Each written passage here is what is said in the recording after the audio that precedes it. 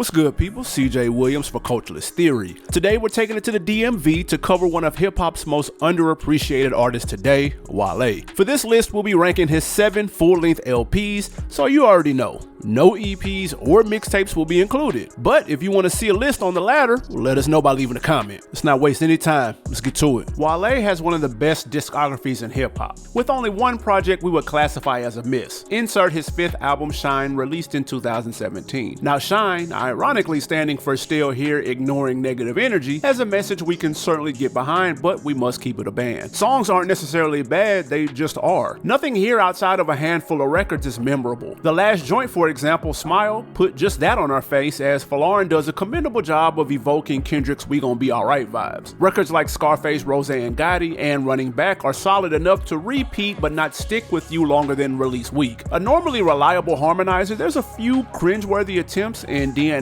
and the MJ sampling my PYT that we just can't ignore. But when you have an artist as talented as Wale, there's bound to be hidden gems even in the misses, and this album is no exception. You can copy and paste the Chris Brown featured Heaven on Earth joint right into that Wale Essentials playlist you got. Then there's a few records on here that suffer from being just a tad too early for the masses to pick up. Afrobeat records like My Love and Fine Girl would have probably had a bigger splash today, but 7 years ago it was just too soon. Don't feel bad though, bro. Drake's More Life dropped a month prior to this and caught flack for similar reasons. Look up now and that sound is the wave.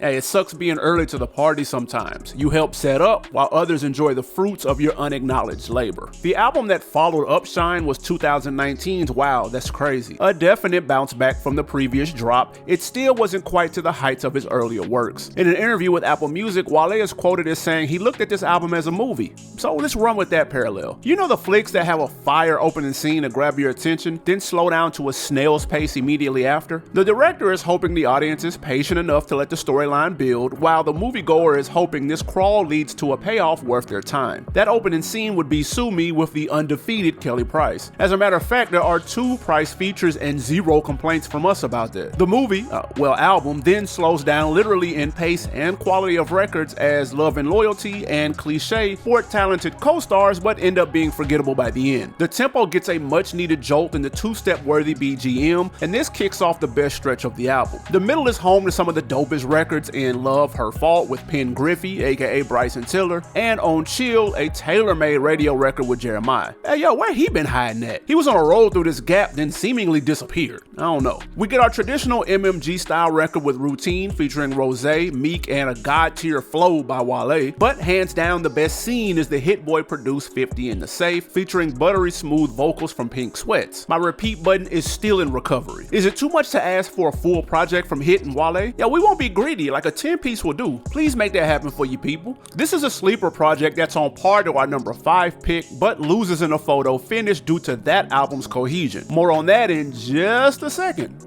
The sequel to his stupid banging Folarin mixtape from 2012 is Wale's latest release at the time of this recording. A quick look at his release history, and he has dropped once every 2 years since his debut in 2009. This came out in 2021, so he's on the clock for a release, and knowing our luck, he's likely to drop as soon as we put this video out. But for now, it's his latest, and we will say this didn't get the love it deserved. Yeah, we know, naming it after a borderline classic project can be tricky. Comparisons are bound to occur, but standing on its own too, it's another solid piece of work. Folarin II, named after his mother's maiden name, features several late 90s, early 2000s flips, with most of them working. Dearly Beloved creatively samples the underrated Jamie Foxx Show, so dearly be loving, while Caramel borrows from Faith Evans' Caramel Kisses. Even More Love featured Sean Stockman from legendary 90s R&B group Boyz II Men. Joints like that are what get your merch copped. See? These are fantastic examples of incorporating throwback elements without being lazy or too on the nose, giving the project a mixtape vibe without trying extra hard. Damn CJ, you speak so highly of this album, why isn't it higher on your list? Well, for starters, there's nothing but bangers from here to the number 1, so the competition is thick, and 2, not every sample attempt works. Valiant effort is given on records like Poke It Out, and yes, Lil Booties definitely matter, but if given the option between a club joint or a bar fest, we take the latter when it it comes to a Wale and Cole collab. Down South will sound familiar to H-Town natives and No Limit soldiers out there, but misses the mark. Same for the I Need a Girl flip angles with the usually reliable hook king C Breezy. But it's the change in tone between joints that hurt us the most. If you could see our face listening to the superb More Love only for the next record to sound like this,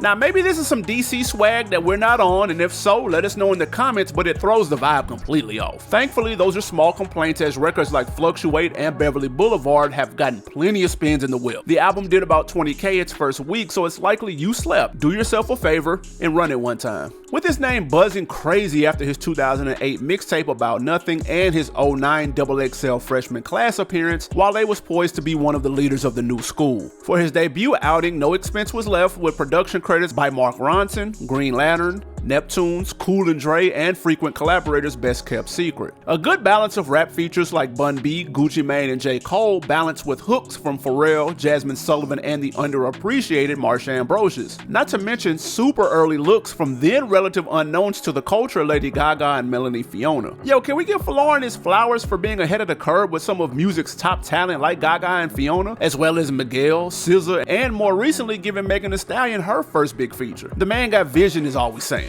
Many records hold replay value to this day, with Contemplate, Diary, and Beautiful Bliss being the best stretch of the album. 90210 gives us shades of fellow freshman class member Kid Cudi, and Pretty Girls has one of the funniest sneaker-related lines in history.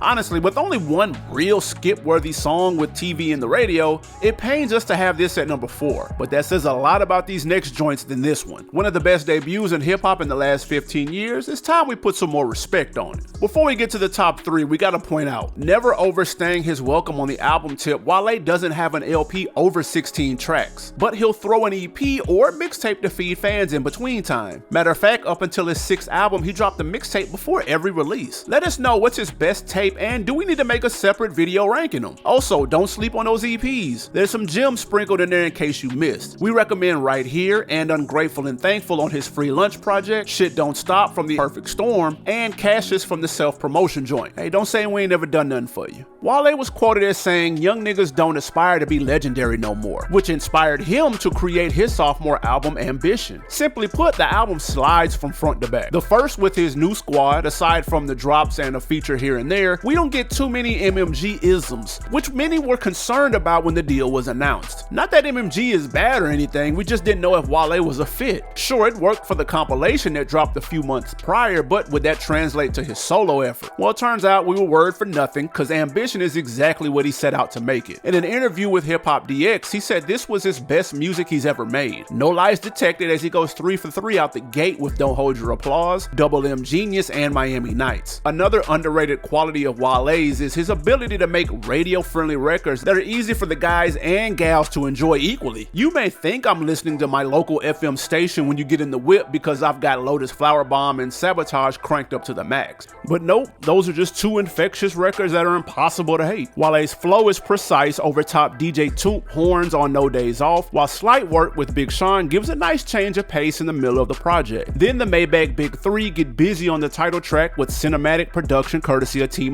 Any weaknesses in the project would be nitpicks, but you know we gotta keep it objective. Could we have used 2 more rap features on here? Sure. Was White Linen with Neo necessary? Not really. But like we said, nitpicks. You hear the passion in Wale's voice throughout, which when combined with the theme really drives the point home. Peep his voice at the end of Sabotage. Things like, for sure, I keep coming back for more. Bro needed a Halls in the worst way, but he kept it pushing. Like he said on No Days Off, fuck whoever don't put 100% in. Now those are words to live by. Being labeled gifted sounds cool, right? Like who wouldn't want to possess natural ability or be looked at as exceptionally talented? Well, there's a piece that no one speaks on, which is the curse of the gifted. In kids, it can manifest into ADHD or anxiety. In adults, it can show up in the form of survivor's remorse, perfectionism, or despise from peers. Drake said it best, people like you when you're working towards something, not when you have it. Wale emphasizes that point on the opening track to his 3rd LP, where a pair of vandals question what has the DMV rapper done to to deserve a statue. It's an unfortunate reality that sometimes home is where the hate is. We transitioned from that right into the superb single Love Hate Thing,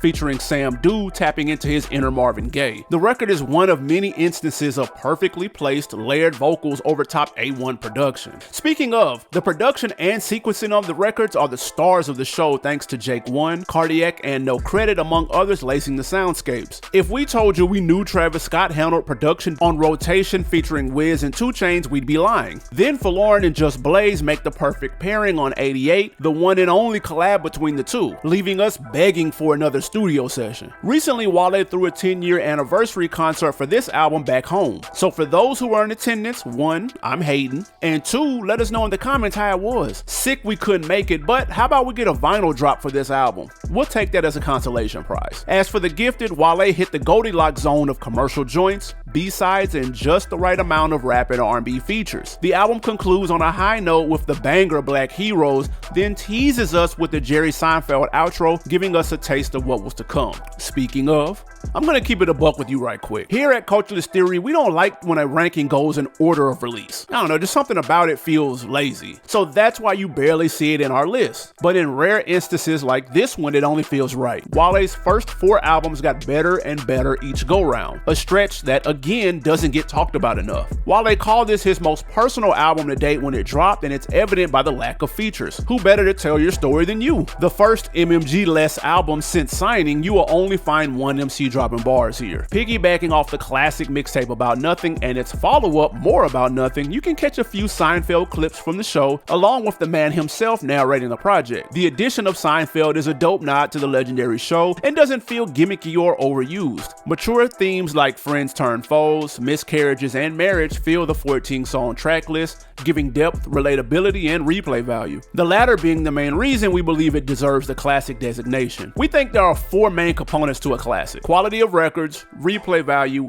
impact, and just how well it's aged. So while the album About Nothing may not have had a huge splash impact-wise, although it did debut #1, but when you talk about the best albums of the 2010s, it often gets overlooked. That's where replay value and how well it's aged comes into play. In the last 10 years, certain themes on this album will hit completely different now than before if you've lived a little bit. We'd be remiss if we didn't mention our favorite joints off the album before we dip. The cream of the crop for us would be The Glass Egg, The Pessimist, The Success, and the Just Add Water instant smash, The Matrimony. Hey man, he may be underrated, but we can confidently say Wale is one of the few artists that have a classic album and classic mixtape under his belt. Wait, damn, that sounds like a list. Hey yo, let us know in the comments if that's a video you would like to see, and who absolutely would have to be on it. Until the next time, it's CJ Williams. Enjoy these other videos on the channel while we cook up the next one.